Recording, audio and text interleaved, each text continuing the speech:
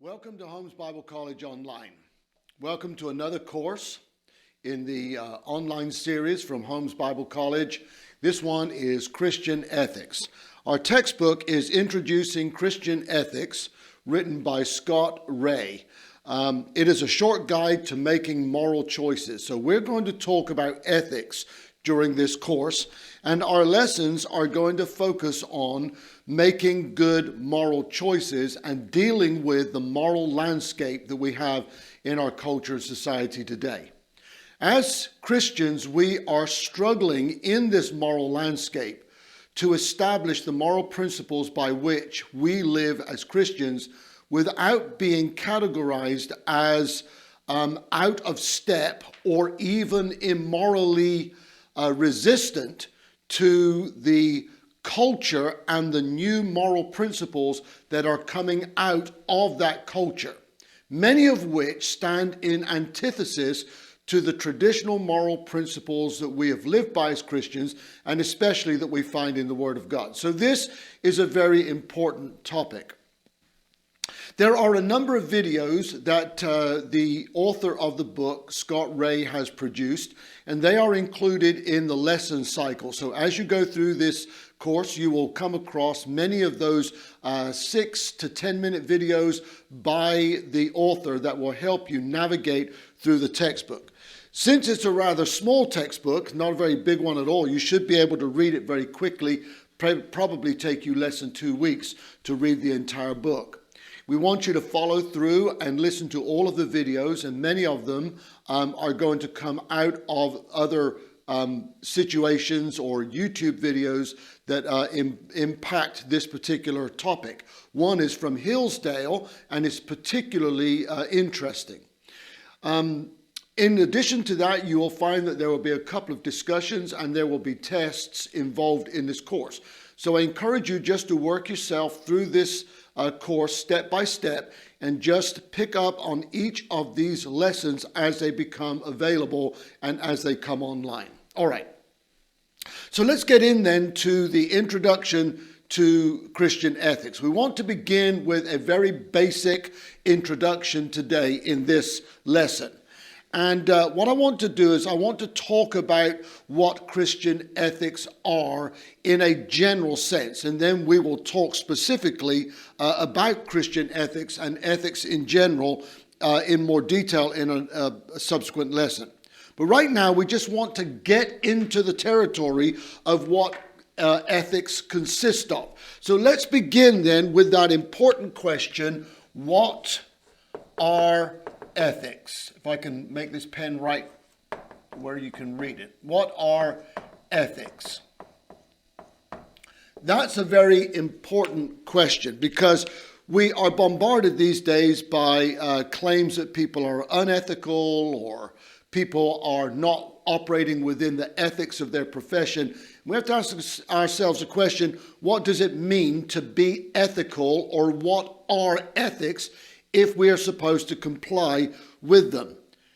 There is another question that arises when we talk about Christian ethics, and that is the idea: what is the Christian variety of ethics? If ethics exist, and we believe they do, then what are Christian ethics? What is the variety of ethics that has to do with being a Christian, and how does it differ from other kinds of ethics? What do ethics do? How do ethics operate? What do they accomplish? What is their purpose? Do they have a purpose? Do they impact us in any real significant way? Should they impact us in some significant way? And if ethics have to do with how we should live, then if ethics have to do with how we should live, what are these ethics and who is making up the rules? Who? Who is making the rules? Who is setting the standard by which the rest of us should live? Where do ethics come from? What is the standard of rule keeping, and who is the one that is responsible for producing it? A related question is, who then is not only setting the rules, but who is regulating the rules? Who has the authority to either commend or punish, depending on whether we keep or do not keep the rules or follow the ethical plan or keep the ethical standards? We need to know why some human beings get to determine what the ethics are, or to regulate them and punish other human beings for breaking the code of ethics. Why does one human being who is probably guilty of breaking the moral or ethical code on one end, judging and has the authority to punish other human beings who are breaking the moral or ethical code on the other end? What gives human beings the right to judge one another if, as we believe and as we say, all human beings are on equal footing and are equal in all respects? Another question again is, do ethics hold through all communities and all kinds of people and throughout humanity in all of time and in every geographical location? Are ethics absolute? This is going to be a very important question for us. Are ethics absolute? Or are they relative? Are ethics absolute or are they relative? Do ethics stand unchanged over vast periods of time and geography and throughout the human race, or do they change from person to person, situation to situation, circumstance to circumstance, time to time, geography to geography? Are ethics, in fact, absolute? If we are going to talk about ethics, and we talk about where ethics come from, we have to ask the question about compliance. And we have to ask the question that is contemplated by most people: are we always obligated to live by the ethical standard? Are there circumstances in which the ethical standard does not operate? We seldom ask the question about the unwritten rule that ethics are incumbent on everybody. And quite often we find ourselves on the wrong side of an ethical issue. That is, we find ourselves doing something that contravenes what most people will consider to be an ethical principle, and we are chafing in our own hearts over it. Why is that? Why do we have this sense of right and wrong, which we seem to not be able to get rid of or get around? Even when we make good decisions, we are conscious of the fact that we have acted rightly. When we make bad moral choices, we are extremely conscious of the fact that we have done wrongly. Why is that? Most people experience that. And is that an arbitrary thing, or is there something inbuilt into our consciousness as human beings that makes us feel that way or sense that there is a moral rightness and wrongness to the cosmos or the universe? All right. So Scott Ray asks an important question. He sort of poses a hypothetical. He says, what would the world be like without any... Well, let me just not write that on the board. Let me just speak about it for a moment. Scott Ray asked the question, what would the world be like? Would you like to live in a world where there are no consequences and there are no ramifications, there is no punishment, and nobody's going to hold you to account for the moral decisions that you make? You can do absolutely anything you want to. You can have absolute freedom, moral freedom to do anything you want to without consequences. How many of us would like to live in a world like that? Do I have any takers here? Most of us would say, no, we don't want to live in a world like that. If we did live in a world like that, what would we do with it? Would we immediately run to the extreme and start doing all kinds of unspeakably horrible things to one another? And would we commit all kinds of atrocious acts of violence, meanness, and selfishness? What would happen if the world were all of a sudden all ethics evaporated? Would we, as far as consequences are concerned, I'm talking about ethics as a moral standard right now, but just consequences. If we were not held to account, what would we do? Would we act in all of those ways? And Scott says, probably not. And that's an important idea.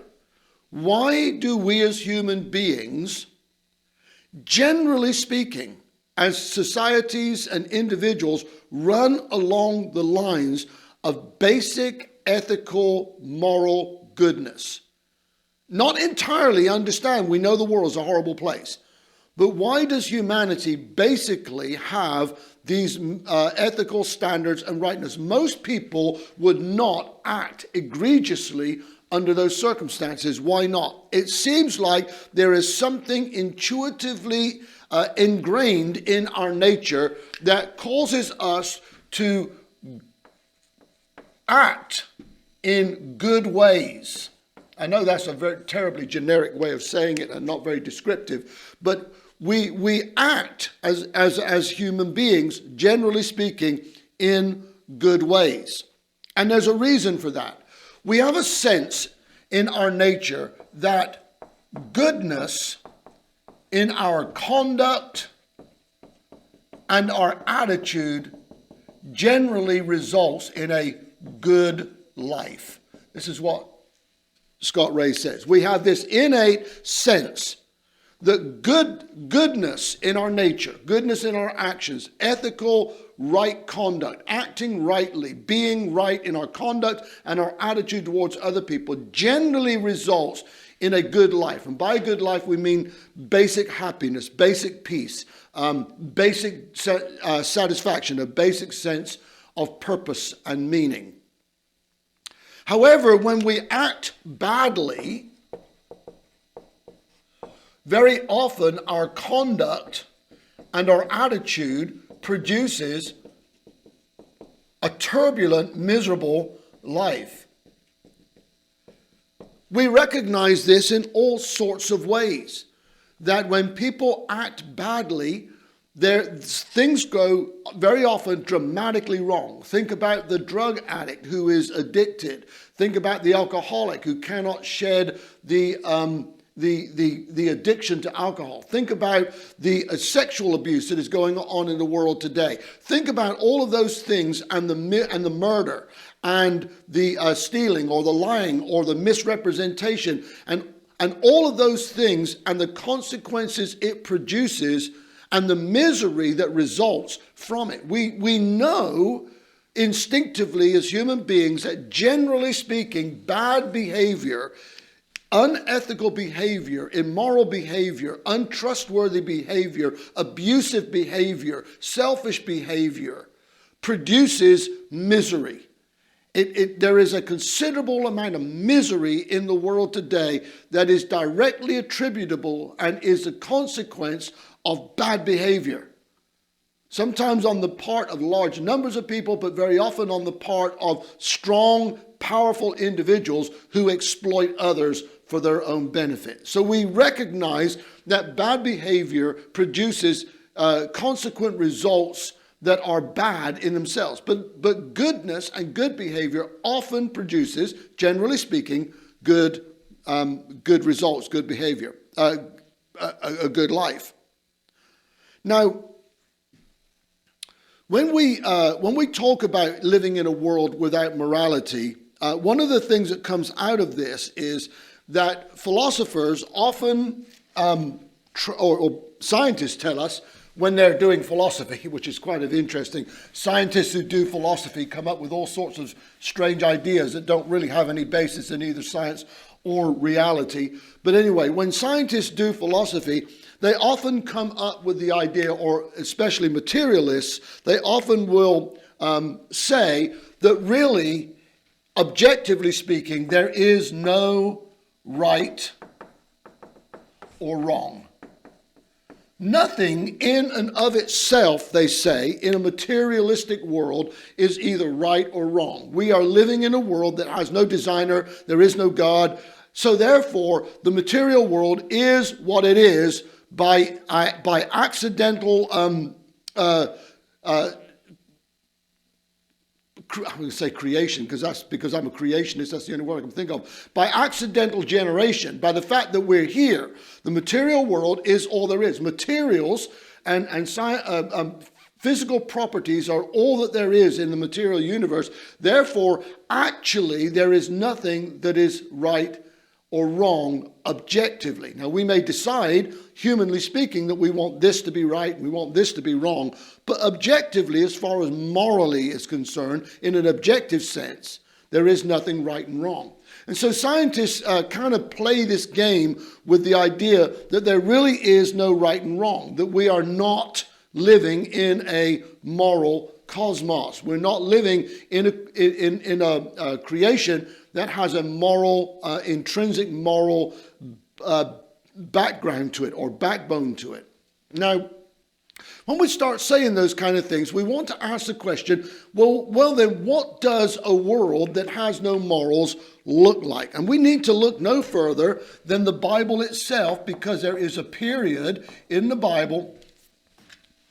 Let me see if I can spell the word Judges.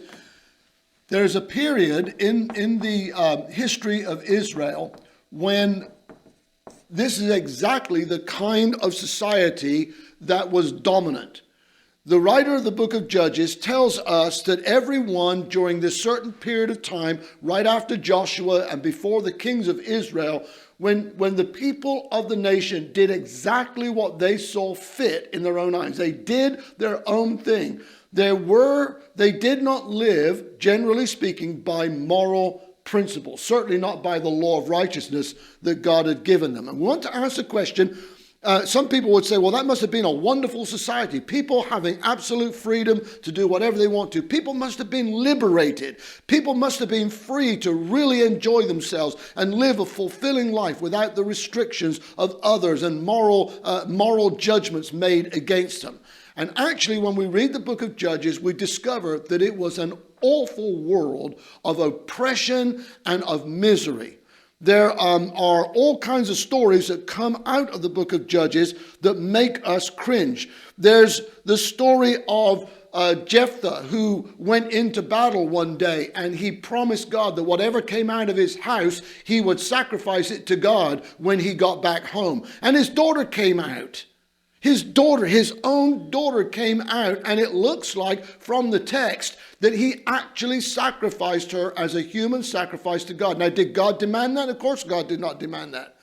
Jephthah wasn't doing that under the command of God. He was doing that because he saw it fit in his own eyes. He did what he wanted to do or thought was the right thing to do or felt like he needed to do. That was not a God thing. That was a man doing what a man thought that he needed to do. He did what was in his own mind. When we read further, we go on to find that on one occasion there is an angry mob in a particular town where a man and his concubine, which is basically a husband-wife relationship in a secondary sense. The husband and wife are going to a town. He has found, she'd run away and he'd found her. He was bringing her home, and he stopped in a particular town in Israel to spend the night, and he was invited into someone's home. And the whole city, the men of the city, turned up and demanded that the owner of the house send this man out so that he could be sexually abused. And the man offered to send his concubine out, and in fact did send his concubine out. His wife, in the secondary sense, he sent her out, and they raped and abused her all night until she was dead. We have other instances in the book of Judges where on one occasion, after such wonderful victories won over the Midianites by Gideon, he then got a bunch of the plunder together, contributed by the people that were involved in the battle, and he created an ephod that then became an object of worship in contradistinction to the worship of God, who was the one that gave him the victory in the first place. So he precipitated, through his foolishness, a situation that brought Israel into disrepute. The Bible tells us in this period of time that Judges was the land was a miserable place to live. Invaders were coming in, constantly stealing the food. Around harvest time, they would sweep through the country and take all of the produce out of the fields, leaving the Israelites destitute. This ethical, moral chaos precipitated all kinds of problems. We had the Benjamites coming up at a time of festival and stealing the young virgin girls to carry them off, kidnapping them to become their wives. And they did this with the express authority of the leaders in the land. So we have this kind of moral chaos in the book of Judges, and it precipitates nothing but misery. Nothing but all kinds of problems and misery and oppression. So we find we discover something that Paul put into words in Galatians when he said, don't be mocked. God is not mocked. Don't be deceived by this. Whatever a man sows, that will he also reap. There are consequences to our behavior. Our moral choices have consequences. And our moral behavior also produces for us, or is going to result in rather, for us, all kinds of problems, not just in the consequences, but in being called up to account. There is often retribution and punishment that goes with acting wrongly or badly. All right. Now we note that in the Bible is not unaware of a phenomenon that is very distressing and discouraging when it comes to ethics and morality. And that is what Job complained about, and the psalmist complained about. And that was when bad people thrive and good people do not. When good people suffer and bad people seem to do well. Now we do realize that in the world that we live in today, things are broken. There is not always a direct correlation between bad behavior and the negative consequences that go with it, and good behavior and the positive consequences that go with it, as a direct relationship between the two. Sometimes bad people seem to do well. We have a very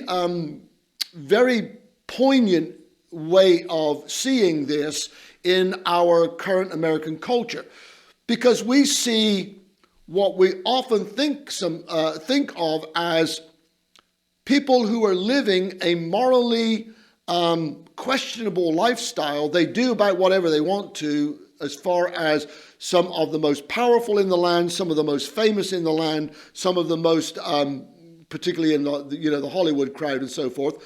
And they seem to not ever suffer from the consequences of their bad behavior. We read about their bad behavior until one day we pick up one of those magazines standing in the grocery line, and we start to read about their drug addiction, the rehabs that they went to, the fact that the children don't love them anymore, don't want anything to do with them, their marriages are broken up for the 7th time, and so forth and so on. So eventually these things do catch up with them, but it seems like, especially in the short term, that sometimes bad people do well. And the psalmist and Job complained about this, and this is what they said. This is what the essence of the complaint is.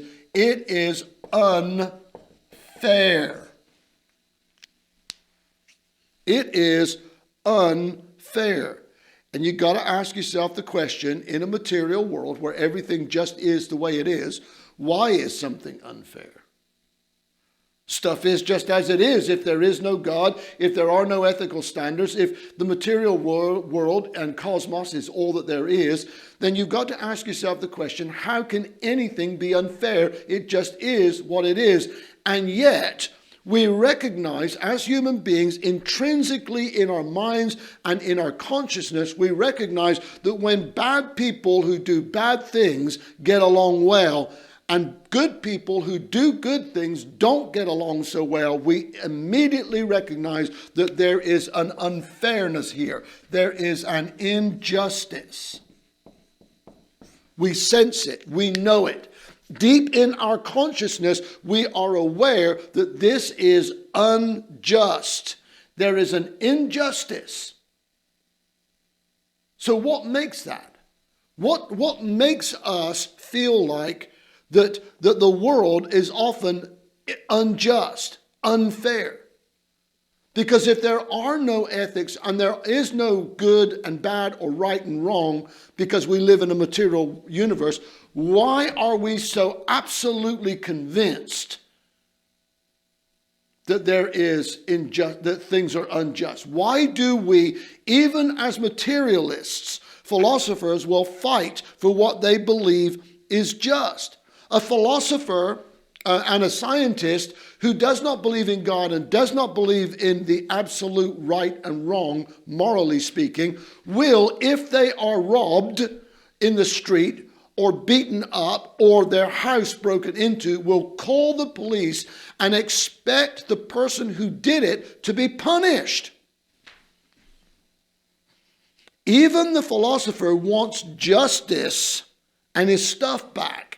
He wants the wrong to be addressed and he wants it righted because he immediately feels like that he has been the victim of an injustice. Even scientists cannot live with the claim of their own philosophy. In daily life, we want people all around us to adhere to ethical standards. When a naturalistic, materialistic scientist goes to the car dealer to buy a car, especially a used car, he wants to be told the truth about that vehicle.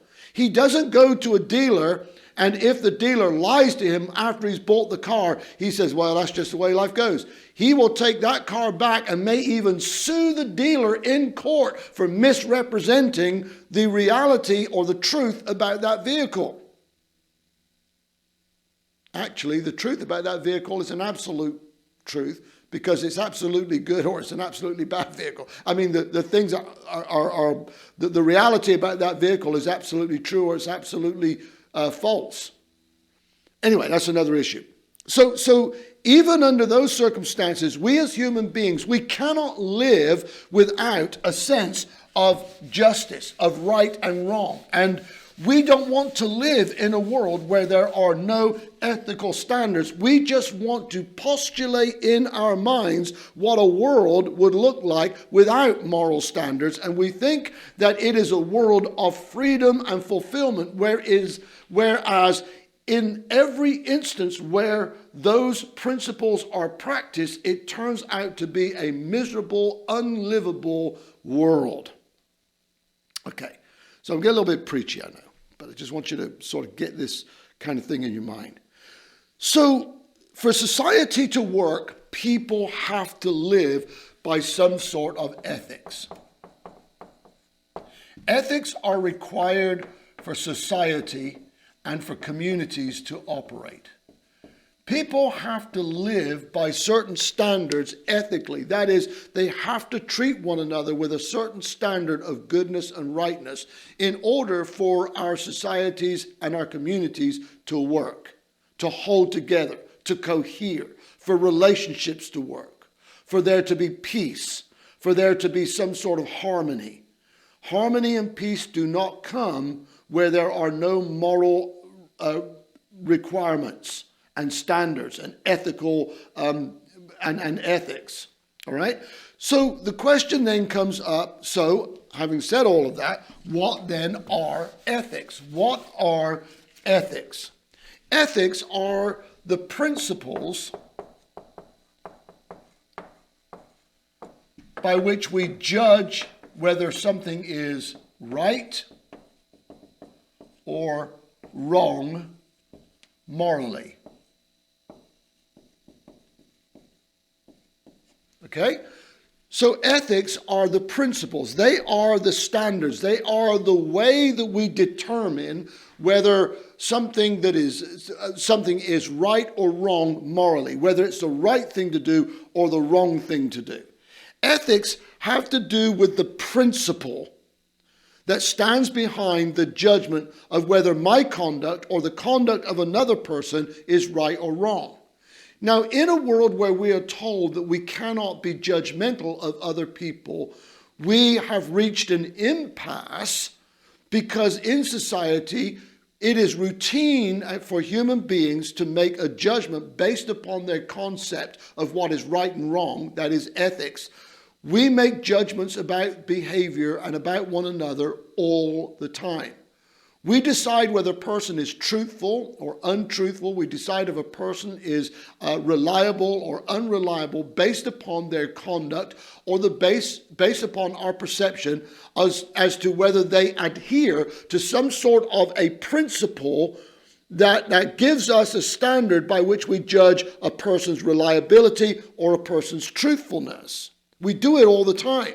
And nobody, as we've already said, wants to go and do business with a person that is fundamentally untruthful or unreliable in the way they conduct their lives. Therefore, we make that moral judgment, that ethical judgment all the time. So if we're going to know, if we're going to have a sense of whether a person, a sense of other human beings and of our own conduct to measure whether it is reliable or truthful or trustworthy or whatever, there must be a standard behind those ideas and concepts. And that principle is what we call ethics. So ethics stands behind our understanding of what is right and wrong, what is good behavior and what is bad behavior as far as principle is concerned. So ethics has to do then with principle that results in conduct, or at least principle that recognizes or judges conduct as to whether it is right and wrong, whether it is good or bad. So when we study the idea of ethics, our focus is on the rightness or the wrongness of something. Right? So when we talk about ethics, our focus is on whether a thing is right or wrong, the rightness of it or the wrongness of it.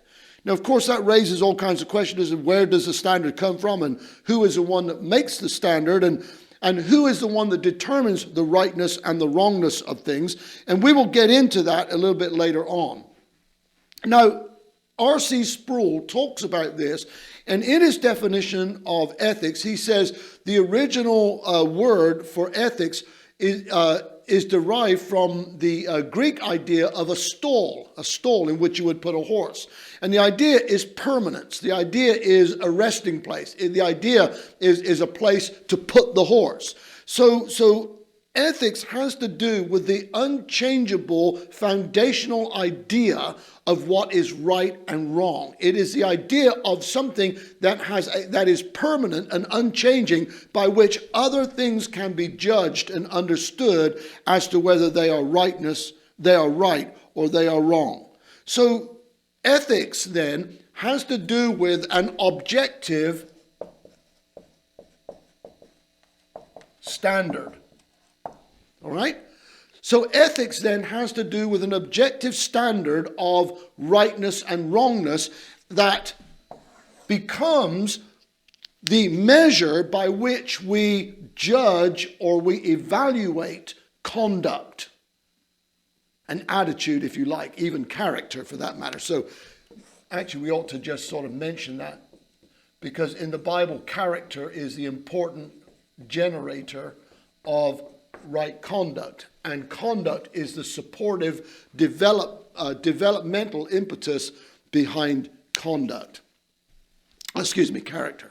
So it's important for us to understand that ethics have to do with the objective standard by which we judge conduct, character, people, things, the rightness and the wrongness of them.